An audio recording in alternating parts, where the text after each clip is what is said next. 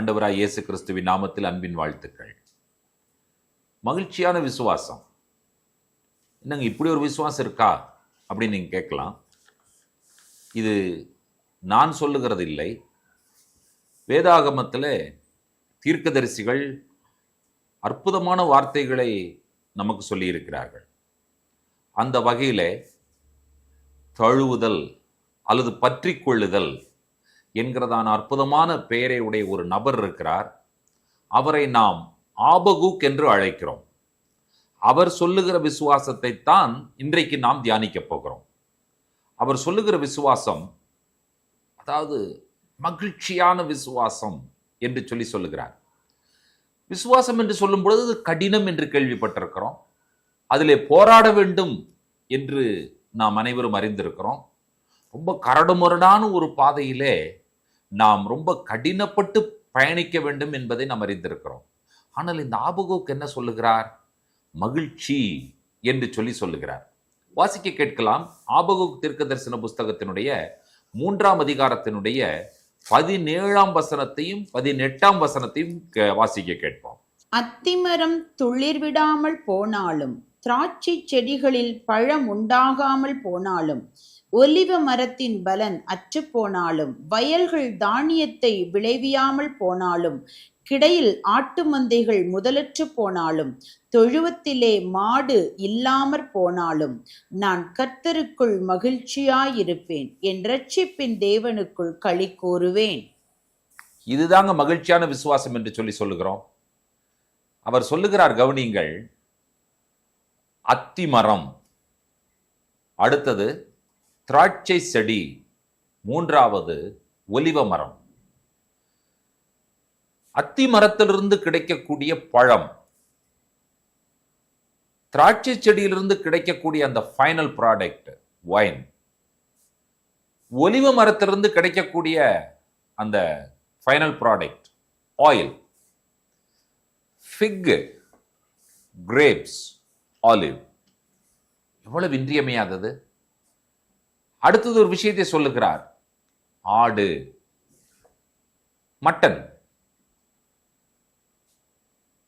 Fig, grapes, olives, sheep or goat. ஒரு மனிதனுடைய 2000 ஆண்டுகளுக்கு முன்பாக வாழ்ந்த மனிதனுடைய வாழ்க்கையை தீர்மானிக்கக்கூடிய முக்கியமான விஷயங்கள். கர்த்தர் சொன்னார், பாலும் தேனும் ஓடுகிற தேசம். அந்த தேசத்திற்கு வேவு பார்ப்பதற்காக போய்விட்டு வந்த உளவுக்காரர்கள் பெரிய திராட்சை பழத்தை கொண்டு வருகிறார்கள், திராட்சை கொலையை கொண்டு வருகிறார்கள், எஸ்கோலை கொண்டு வருகிறார்கள். ஒலிவ மரத்தை பற்றிய காரியத்தை சொல்லுகிறார்கள், அத்தி மரத்தை பற்றிய காரியங்களை சொல்லுகிறார்கள், மாதுளம் பழங்களை பற்றிய காரியங்களை சொல்லுகிறார்கள். பழம், ஒலிவ மரம் சொல்றேன்ல, ஒலிவ மரம் என்று சொல்லும் பொழுது ஒலிவ மரத்தினுடைய எண்ணெய்,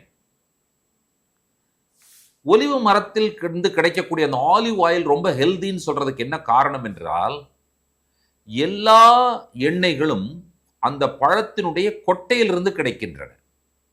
சீட், அதிலிருந்து சீடை நீங்க விதையை நீங்கள் அரைக்கும் பொழுது விதைக்குள்ளிருந்து வெளியே வருவதுதான் எண்ணெய், எள். அந்த எள்ளினுடைய விதை நல்லெண்ணெய் என்று சொல்லுகிறோம். அதே போல கடலை, அதுவும் சீட் தான், அதிலிருந்து வருவது கடலை எண்ணெய். ஆனால் ஒலிவ மரத்திலிருந்து கிடைக்கக்கூடிய பழத்தை பிழியும் பொழுது கிடைக்கக்கூடியது தான் எண்ணெய். ஆக்சுவலி பார்த்தீங்கன்னு சொன்னா ஆலிவ் ஆயில் கிடையாது. ஆலிவ் அது ஃப்ரூட் ஜூஸ் ஆக்சுவலா. இப்போ எவ்வளவு ஆரோக்கியமான விஷயங்கள் என்பதை பாருங்கள். ஆட்டு மந்தை, ஒலிவ பழத்திலிருந்து கிடைக்கக்கூடிய அந்த ஜூஸ் நம்ம ஆயில் என்று சொல்லுகிறோம். கிரேப்ஸ், அடுத்தது ஃபிக்ஸ். இஸ்ரேல் தேசத்திற்கு போனவர்களுக்கு தான் தெரியும் அதனுடைய ருசி என்ன, அதனுடைய மனம் என்ன, அதனுடைய ஆரோக்கியம் என்ன என்று சொல்லி. அவன் ஆபகுக் சொல்லுகிற விஷயத்தை கவனிங்கள். அத்தி மரம் துளிரே விடலினாலும் அப்படின்னா அந்த பழம் வராது. திராட்சை செடி பலன், அதாவது திராட்சை செடிகளில் பழம் இல்லாமல் போனாலும் என்ன யூஸ் அந்த வெறும் செடியை வைத்துக்கொண்டு? அடுத்தது அவர் சொல்லுகிறார், ஒலிவ மரத்தில் பலன் இல்லாமல் போனாலும் வயல்கள்ல தானியங்கள், கோதுமை, வார்கோதுமை, இப்படிப்பட்ட தானியங்கள், அடுத்தது ஆட்டு மந்தை, இவைகள் எல்லாம் சொல்றாரு, இது எதுவுமே நடக்கலினாலும் பரவாயில்ல, நான் கர்த்தருக்குள்ள மகிழ்ச்சியாய் இருப்பேன். இதை தாங்க மகிழ்ச்சியான விசுவாசம் என்று சொல்லுவது. நான் யார் மேல நம்பிக்கை வைப்பேன் என்று சொன்னால் கர்த்தர் மேல நம்பிக்கையாய் இருப்பேன், என் ரட்சிப்பின் தேவனுக்குள் களி கூறுவேன் என்று சொல்லிவிட்டு கடைசியாக அவருடைய விசுவாச அறிக்கையை நீங்கள் வாசிக்க கேட்கிறீர்கள் 19ஆம் வசனத்தில். ஆண்டவராகிய கர்த்தர் என் பெலன், அவர் என் கால்களை மான்கால்களைப் போலாக்கி உயரமான ஸ்தலங்களில் என்னை நடக்க பண்ணுவார். கர்த்தர் என்ன செய்வாராம்? உயரமான ஸ்தலங்களில் நடக்க பண்ணுவார். அதற்கு கர்த்தர் செய்கிற வேலை, கால்களை மான்கால்களை போல ஆக்குவார். கர்த்தர் என்னுடைய பலன். இப்ப இது ரெண்டையும் கனெக்ட் பண்ணி பாருங்க. ஒரு மனிதனுக்கு சாப்பிடும் பொழுதுதான் பலன் கிடைக்கும். இதையெல்லாம் அவன் சாப்பிட வேண்டும், பழங்களை சாப்பிட வேண்டும், தானியங்களை சாப்பிட வேண்டும், இறைச்சியை சாப்பிட வேண்டும். சோ பழங்கள், அத்திமரம், திராட்சை பழம், அடுத்தது தானியங்கள், அந்த தானியங்கள், அதற்கப்புறம் இறைச்சி, இவைகளை சமைப்பதற்கான எண்ணெய். இது ஒரு முழுமையான ஒரு ஆகாரம், ஹோல் ஃபுட் என்று சொல்லுவார்கள். இந்த முழுமையான ஆகாரத்தை ஒரு மனிதன் சாப்பிடும் பொழுது அவனுக்கு பலன் கிடைக்கும். அந்த பலனினால் அவனுடைய கால்கள் மான்கால்களைப் போல் இருக்கும். அதனால் அவன் என்ன செய்ய முடியும் என்று சொன்னால், உயரமான இடங்களிலே, ஸ்தானங்களிலே அவனால் இருக்க முடியும், நடக்க முடியும். இதுல ரெண்டு அர்த்தம்னு எடுத்துக்கொள்ளலாம், ஆவிக்குரிய அர்த்தமும் எடுத்துக்கொள்ளலாம். முதல்ல பிசிக்கல் மீனிங் நீங்க எடுத்தீங்கன்னு சொன்னா, இவன் என்ன சொல்லுகிறான்? அத்திமரம், திராட்சை பழம், வயல், ஒலிவ மரம், ஆட்டு மந்தை, இவைகள் எல்லாமே எம்டி ஆனாலும் பரவாயில்ல, நான் கர்த்தருக்குள்ள மகிழ்ச்சியாயிருப்பேன், ரட்சிப்பின் தேவனுக்குள் களி கூறுவேன், கர்த்தர் என்னுடைய பலனாக மாறி விடுவார். ஆகையினால அந்த பலன் எனக்கு என்ன செய்யும் என்று சொன்னால், என்னுடைய கால்களை மான்கால்களை போலாக்கும், என்னை உயரமான ஸ்தானங்களிலே அவர் என்னை நடக்க பண்ணுவார். சரீர பிரகாரமாகவும் என்னை உயரமான இடத்துல ஆண்டவர் வைப்பார். அது மட்டுமல்ல, ஆவிக்குரிய ரீதியிலும் நான் உயரமான இடத்தில் இருப்பேன். இந்த விஷயத்தை சங்கீதக்காரன் சொல்லுகிறார், நெகினோ தென்னும் வாத்தியத்தில் வாசிக்க ராகத் தலைவனுக்கு ஒப்புவிக்கப்பட்ட சங்கீதம் என்று சொல்லப்பட்டிருக்கிறது. இந்த 3ஆம் அதிகாரம் முழுவதுமே பாடல் தான். இந்த பாடலை பாட வேண்டும் என்று சொல்லப்பட்டிருக்கிறது. இது ஒரு விசுவாச பாடல் என்று சொன்னால் எவ்வளவு மகிழ்ச்சியா இருக்கும் என்பதை யோசித்து பாருங்கள். பிரியமான தேவனுடைய பிள்ளைகளே, நம்முடைய விசுவாசம் நம்மை சோகத்திலோ இல்லாவிட்டால் அதாவது ஒரு மங்கின ஒரு சூழ்நிலையிலோ, அடுத்தவர்கள் பார்க்கும் பொழுது நாம் சோர்வாய் இருக்கக்கூடிய ஒரு நிலைமையிலோ நமக்குள்ள இருக்கிற விசுவாசம் நம்மை வைக்காது. நாம் ஆண்டவர் பேலே வைக்கிற அந்த விசுவாசம் அது நமக்குள்ளே இருக்கிறது.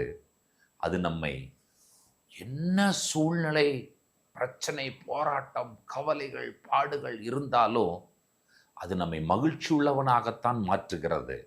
கர்த்தர் மேல் நாம் வைக்கக்கூடிய விசுவாசம் ஒரு நாளும் நம்மை கவலை உள்ளவனாகவோ சோர்வுள்ளவனாகவோ இல்லாவிட்டால் நம்ம ஏதோ வெக்ஸாய் அப்செட் ஆனவனாகவோ நம்மை வெளி உலகத்திற்கு காண்பிக்காது.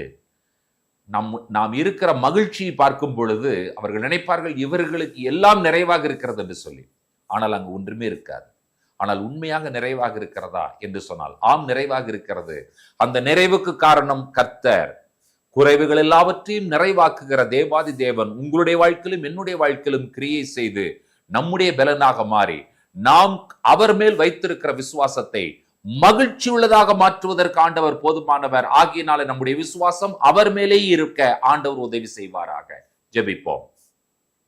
பரிசுத்தமுள்ள பிதாவே, மகிழ்ச்சியான விசுவாசத்தை நீர் எங்களுக்கு தந்திருக்கிறீர். அதிலே நாங்கள் பலன் கொண்டிருக்கிறோம். ஆண்டவரே, அந்த பலனின் மூலமா எங்களுடைய கால்கள் மான் கால்களைப் போல இருக்கிறது. எங்களை உயரமான ஸ்தானங்களில் நடக்க பண்ணுகிற ஜீவனுள்ள தேவன். ஆண்டவரே, இது வரிகளாக அல்ல, இது கவிதையாகவும் பாடலாகவும் எங்களுடைய உள்ளங்களிலே தொனித்துக் கொண்டே இருக்கட்டும். இந்த விசுவாச வார்த்தைகளை கேட்டுக்கொண்டிருக்கிற ஒவ்வொருவருடைய விசுவாசமும் தேவனுடைய வார்த்தையின் மூலமாக அது ஆண்டவரே வளரட்டும், ஆண்டவரே பெருகட்டும், ஆண்டவரே கிரியை செய்யக்கூடியதாக இருக்கட்டும். உம்முடைய கரத்தில் ஒப்பு கொடுக்கிறோம் இயேசு கிறிஸ்துவின் நாமத்தில் பிதாவே, ஆமேன்.